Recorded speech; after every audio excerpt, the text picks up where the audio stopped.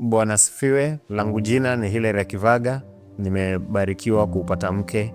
I'm Jessica Akivaga, wife to Hilary Akivaga. Mungu ametujalia kupata watoto wawili kwa takriban miaka 7 ya ndoa, na sasa tupo hapa.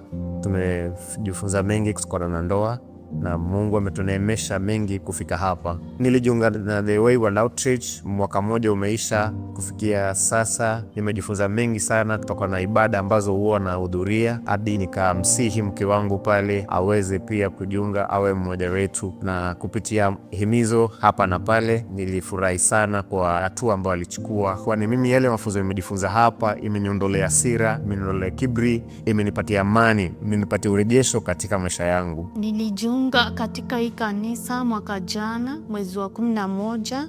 Mume wangu alinihimiza nikuwe nikikuja katika hii kanisa, nikaamua kukuja katika hii kanisa, na venye niliingia hapa nilikaribishwa vizuri. Nashukuru pia mimi nilisoma vitu katika madarasa ambayo vimenifanya nikuwe mwema zaidi katika ndoa.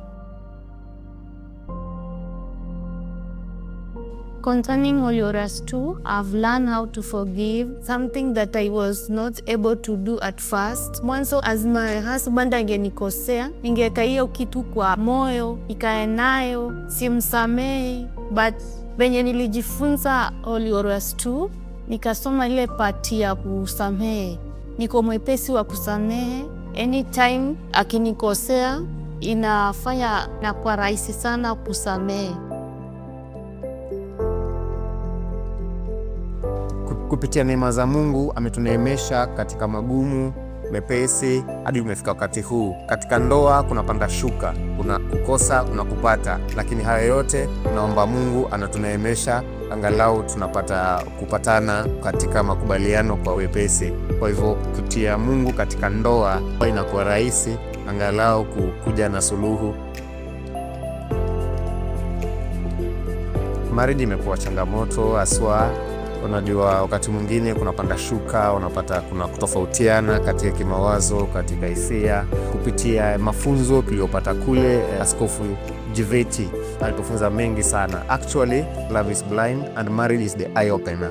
Kwa katika ndoa kuna kutofautiana, ila unazama katika bahari la mapenzi mara kadha wa kadha na ule mpenzi mmoja.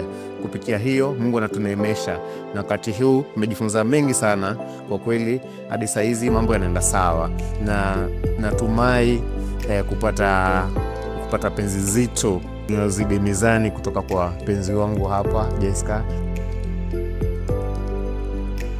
Nasubiri na natumai ile marriage challenge inaanza leo.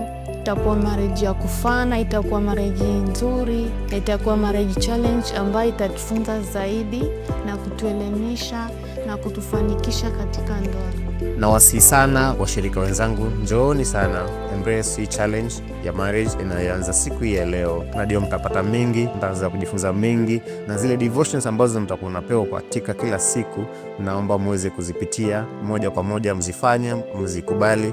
Kwa hiyo hali Mungu atawaneemesha na baraka zitamiminika kwenu. Karibuni sana kwa hii challenge.